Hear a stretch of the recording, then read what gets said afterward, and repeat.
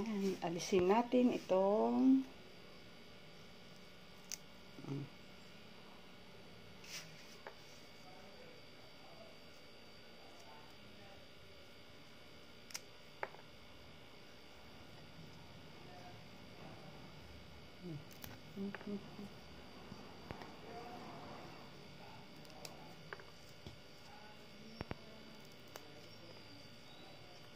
ayan.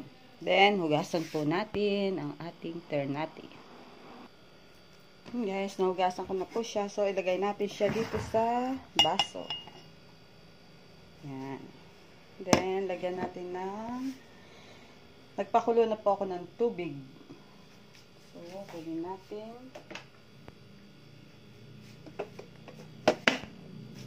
Ayan. Salinan natin ng tubig.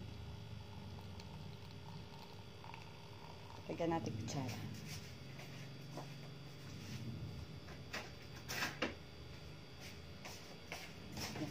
Para hindi baka mabasag ang baso.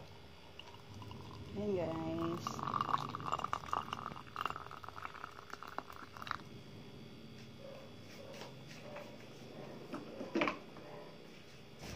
Ayan. Haluin natin. Dito pa.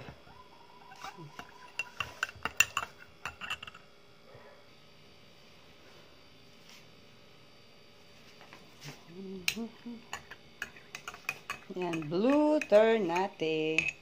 Yan po, oh. Kumulay na siya. Yan po ang aking tsaa na iniinom. Masustansya.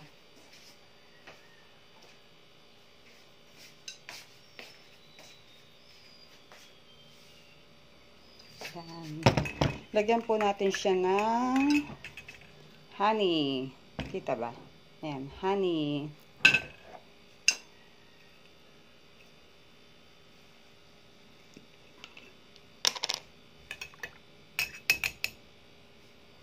Ayan, ang kulay, oh, blue. Pag nilagyan natin ng honey, ayan. Isang kutsara lang, guys.